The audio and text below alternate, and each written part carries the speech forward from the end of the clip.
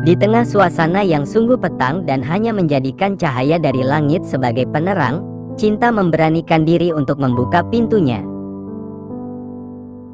Cinta membuka pintu rumah gubuk keberadaannya dengan perasaan takut. Wanita berhijab hitam itu sangat deg-degan dan sungguh langsung bergerak cepat. Sebab Syam yang langsung mengenali wajah Cinta juga langsung menerobos masuk. Kedua wajan besar yang Cinta bawa sungguh bekerja.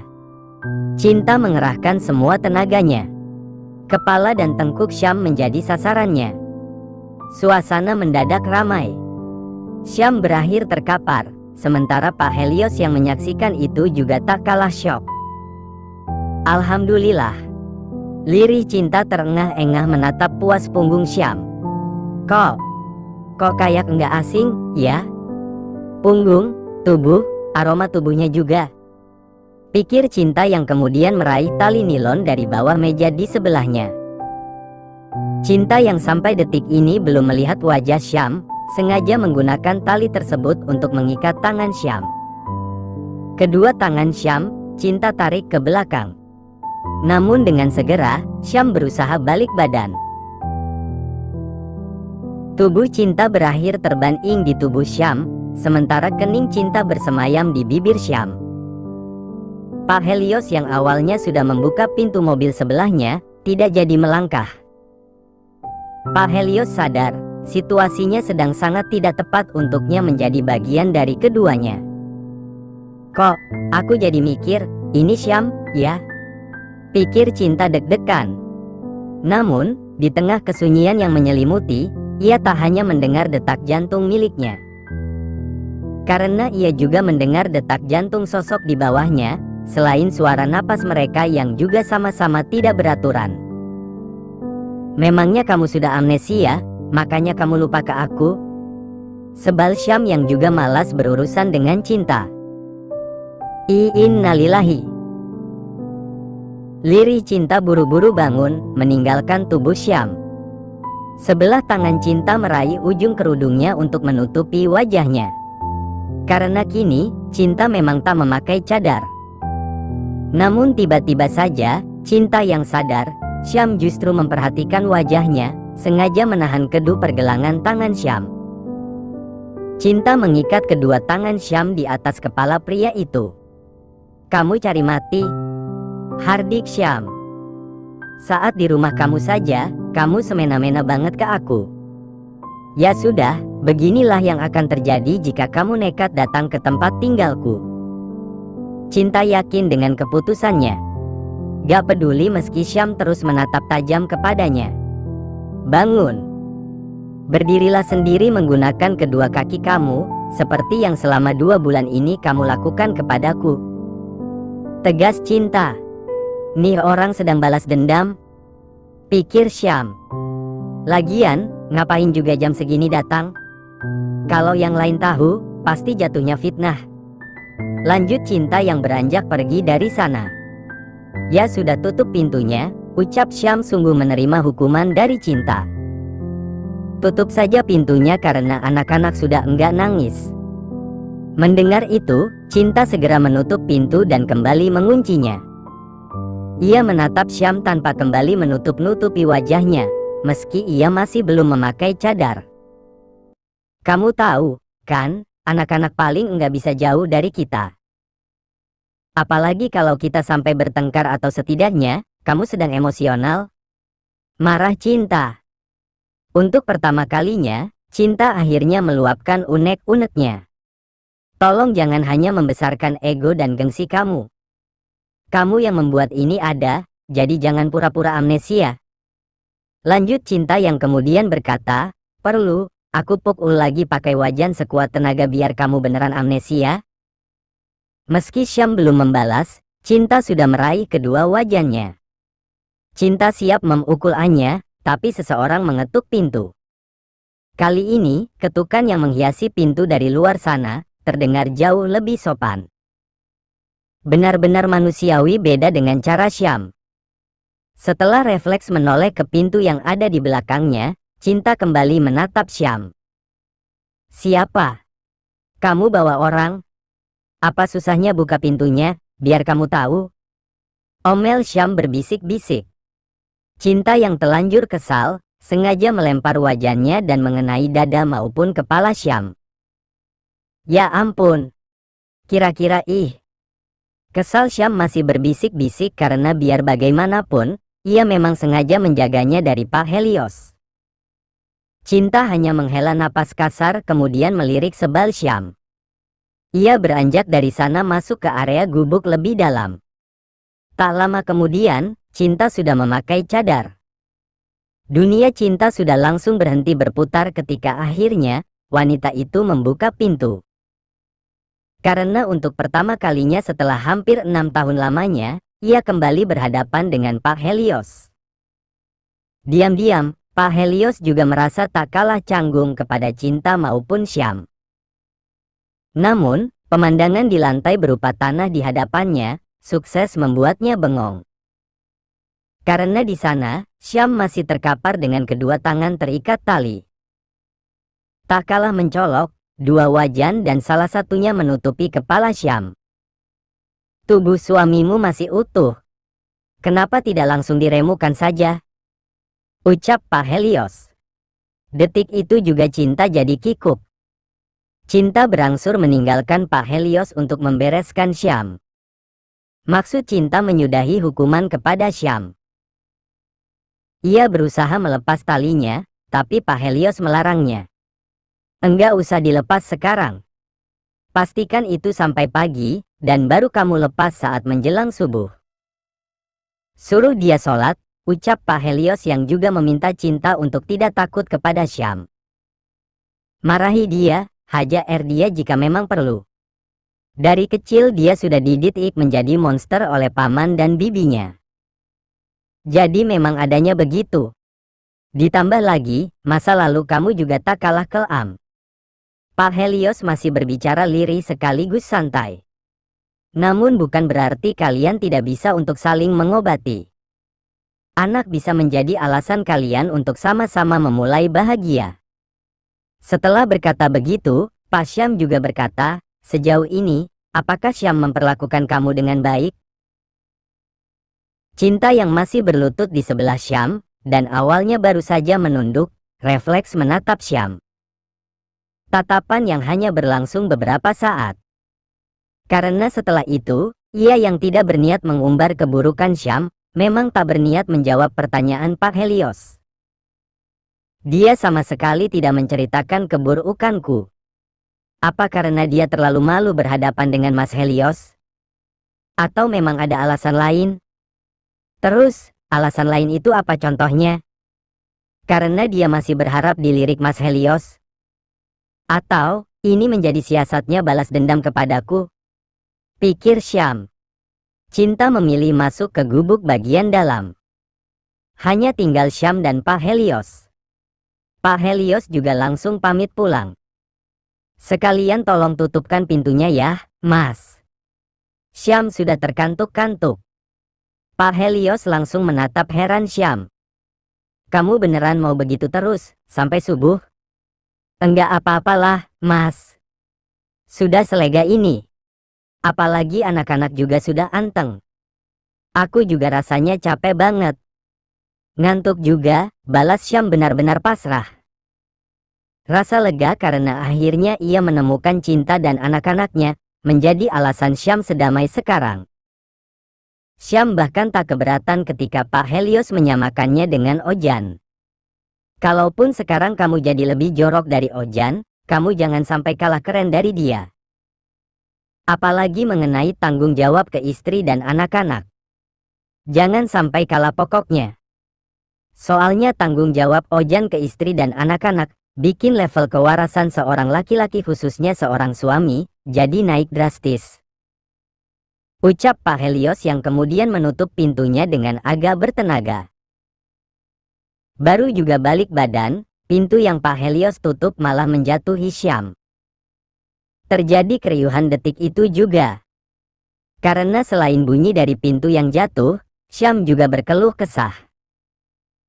Cinta sendiri sempat melongok, tapi Cinta sengaja tidak menolong karena Pak Helios saja justru sibuk menertawakan Syam. Sebelum subuh tiba, Cinta sudah mulai sibuk dengan persiapan dagangannya. Adonan gorengan Cinta siapkan. Memasak nasi kuning, dan juga pecel juga menjadi kesibukan Cinta selanjutnya. Lebih kebetulan lagi, si kembar sangat anteng. Aroma lezat yang tercium dari setiap masakan, menggoyahkan tidur Syam. Karena meski suara berisik dari kesibukan Cinta tak membuat Syam terusik, tidak dengan aroma masakan yang sukses membuat Syam keroncongan. Cinta yang memang tidak begitu jauh dari Syam, bisa mendengar bunyi dari perut Syam. Kamu masih ingat, pas awal-awal nikah, kamu sering bikin aku kelaparan?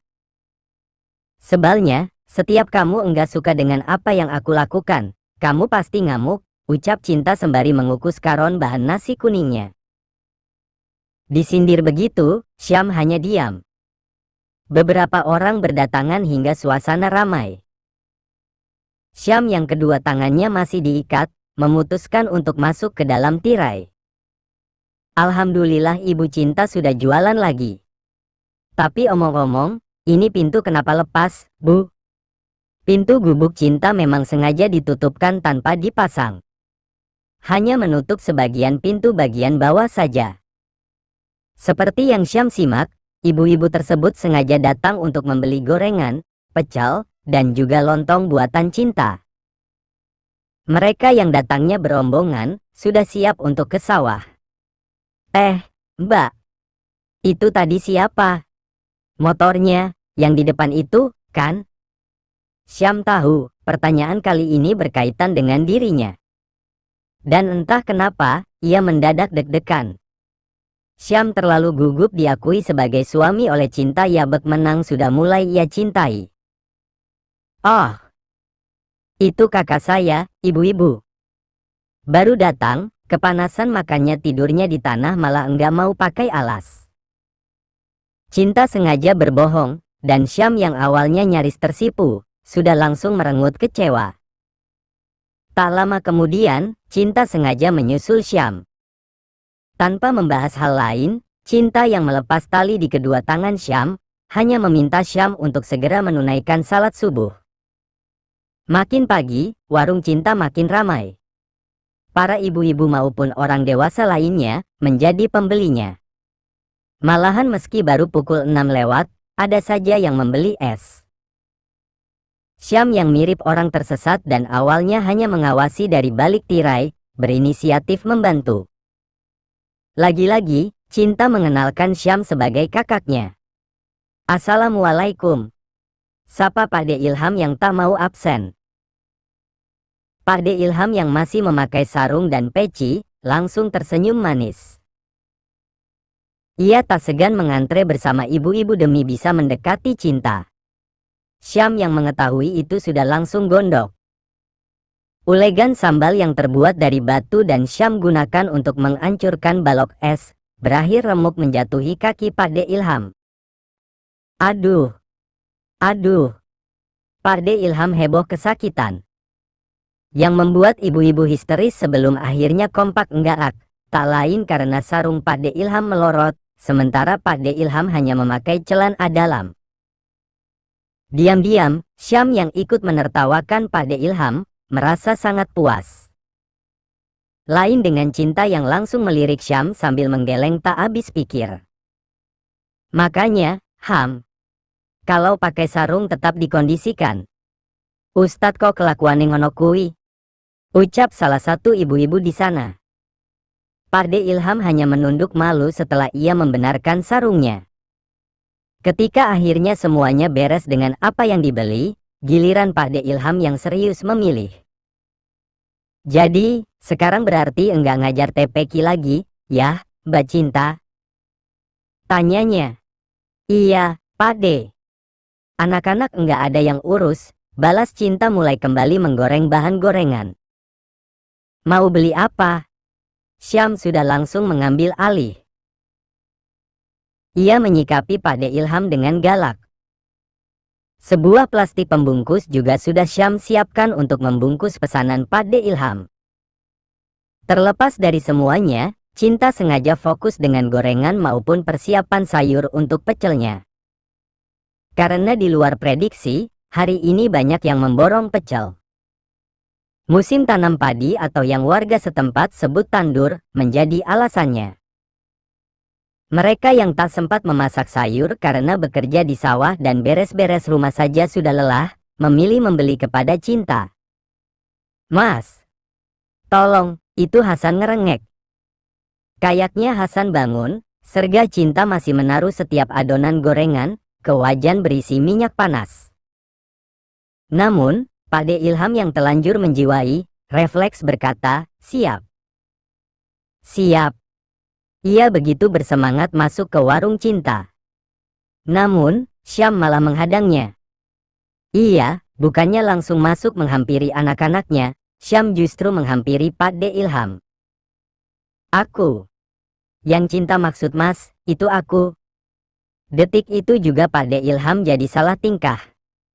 Hanya saja, Pakde Ilham justru buru-buru sungkem kepada Syam. Pakde Ilham melakukan itu karena ingat bahwa Syam merupakan kakak dari Cinta. Tadi, Pakde Ilham mengetahui itu dari rumpian para ibu-ibu. Enggak jelas banget emang ini orang. Kena sindrom duda kegetlan kayaknya.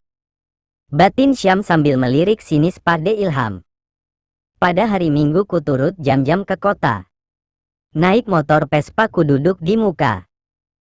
Duduk di depan jam-jam agar tidak dijilat set asterisan. Ngengong-ngengong dung." Suara heboh barusan sudah langsung membuat Pakde Ilham ketar-ketir. Baginya, suara berisik dan jauh dari merdu tadi, lebih menyeramkan dari tatapan bengis Syam. Soalnya itu suara Pak Ojan. Berabe kalau sampai ada dia. Apalagi kalau ditambah azam. Duh, mirip apotik tutup pokoknya. Batin Pakde Ilham mirip cacing kepanasan. Tapi, bukannya Ojan masih di Jakarta, ya? Apa malah ada yang nyetel TV acara Ojan, terus disetel pakai volume rasa hajatan? Pikir Pakde Ilham lagi. Namun detik berikutnya, ia langsung panas dingin lantaran yang ia takutkan benar adanya. Motor Vespa yang berhenti di depan warung, sungguh dikendarai Ojan dan Azam. Ojan yang dibonceng duduk di depan dan sudah langsung heboh setelah melihatnya. "Ah, si Ilham. Penyuka wanita bercadar. Cimiwi." Heboh Ojan. Lain dengan Ojan yang langsung memepet Ilham, Azam justru serius mengawasi Cinta. "Ini beneran kamu, ta?" tanya Azam sengaja memastikan dan memang sulit percaya. Walau jadi gugup karena malu akibat masa lalunya, Cinta yang tengah membalik gorengan, berangsur mengangguk-angguk. "Iya, Zam." "Oh alah. Kirain mulut Pak Ojan belum, makanya dia berani bohong." Beneran," ucap Azam. Jauh-jauh dirinya datang hanya untuk memastikan, tapi nyatanya kabar dari Ojan memang benar. "Kamu ya, Jam. Tega banget bilang mulutku belum. Dikiranya mulutku ini rem mobil. Lagian, gini-gini kan aku enggak suka bohong. Yang suka bohong itu si Ilham nih. Gayanya agamis, tapi wataknya jauh dari manis," ucap Ojan. "Ya Allah, Yan. Aku sudah tobat ih. Ini bentar lagi saja aku auto kerja ke pondok," balas Pakde Ilham. "Hah? Pondok mana? Kamu kan sudah enggak ada hubungan sama Aish wanita suci?" balas Ojan kali ini menyikapi dengan serius. Di tengah kehebohan Ojan yang sedang reunian dengan Pakde Ilham, Azam sengaja menghampiri Cinta. "Ojan bilang kamu sudah punya anak. Suami kamu orang mana?" tanya Azam penasaran. Detik itu juga jantung Cinta dak-dikduk. Apalagi ketika ia menoleh ke belakang. Di depan tirai sana, Syam yang sudah mengemban Hasan, menatap Cinta dengan tatapan sendu cenderung tegang. Cinta takut menggakui Syam. Baik menggakui sebagai suaminya, atau malah sebaliknya. Cinta takut Syam tidak terima karena cara pikir Syam saja membuatnya harus serba menjaga jarak. Karenanya, Cinta memilih diam. Ih, kamu temannya papi aku, kan? Heboh Ojan akhirnya mengenali Syam. Apalagi, kini Syam tak hanya tidak memakai kacamata dan topi. Karena Syam juga sampai tidak memakai masker hitam. Hingga siapapun termasuk dirinya, bisa mengenali Syam dengan leluasa. Syam langsung salah tingkah cenderung tidak nyaman. Apalagi Ojan sampai menghampirinya. Kamu kalau ngomong yang jelas. Yang lengkap, Yan. Soalnya di mana-mana pasti enggak ada yang percaya kalau kamu anak angkatnya Helios. Kecuali kalau memang kamu maksa. Tegur Azam. Lagian enggak wajar juga, yang jadi anak justru yang lebih tua. Mana kakek-kakek? Cinta jadi penasaran dengan maksud Azam. Kenapa Azam seolah tengah membahas hubungan Ojan dan Pak Helios? Bahwa Ojan yang memang menuju masa kakek-kakek, justru jadi anak angkatnya Pak Helios yang memang jauh lebih muda. Nah, sini. Ikut Kak Ojan. Ojan mengambil alih Hasan. Untuk pertama kalinya, sekelas Syam yang terdengar sangat bengis, tidak bisa menolak bahkan melawan Ojan. Gantengnya mirip Skuteng. Nanti kalau sudah besar jangan kayak Ilham, ya? Enggak baik. No no no no. Jangan mentang-mentang di dunia ini masih ada tobat, bisa jadi jahat dengan leluasa. Dikiranya hidup ini ajang gulat. Ucap Ojan sambil menimang Hasan. Sebenarnya, Ojan memang menyindir Pakde Ilham. Namun, diam-diam Syam juga tersindir. Keadaan itu juga yang membuat Syam jadi celingukan, dan tak jarang akan melirik Cinta, hingga lirikan mereka bertemu. Kamu Yahyan. Aku beneran sudah tobat.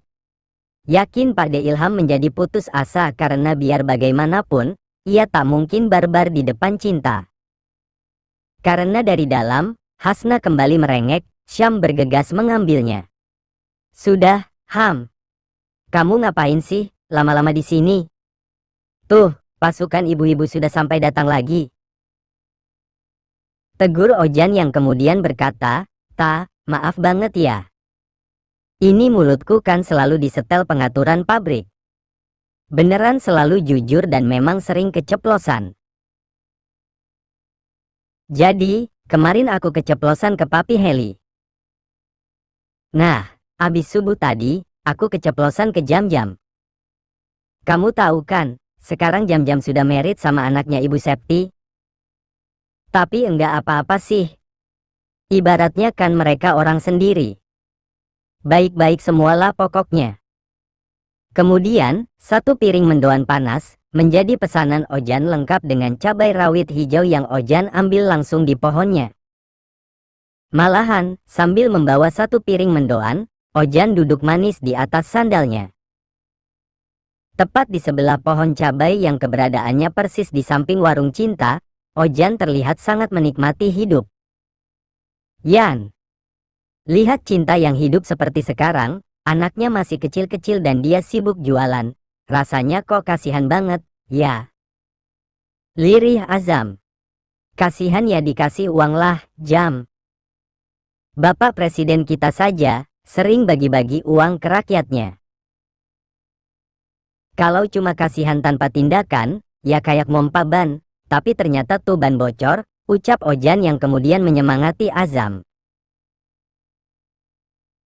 Ayo cepetan kasih duit yang banyak.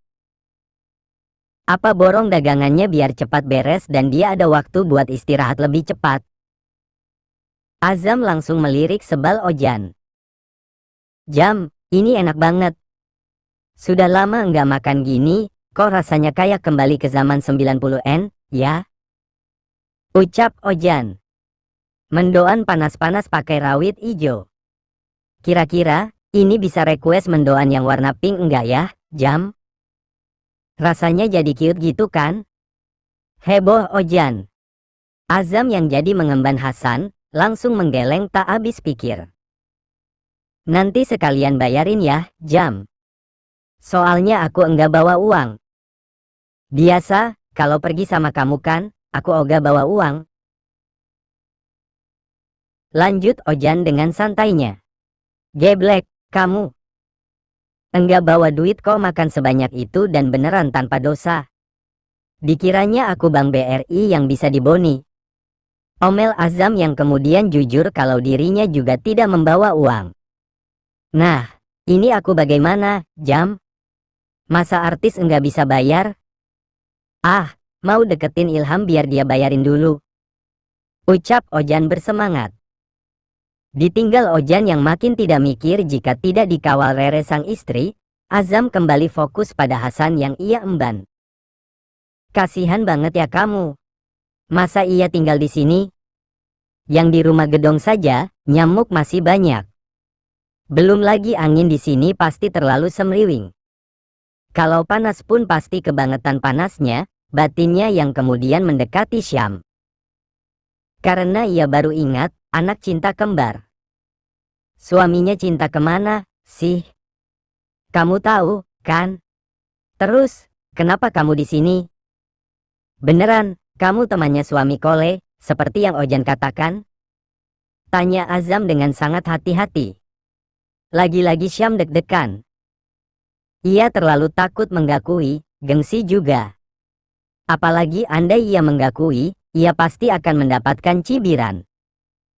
Mengingat tempat tinggal cinta yang jauh dari kata layak. Namun yang aku tahu, orang seperti Azam, tidak pernah memikirkan apa yang aku khawatirkan.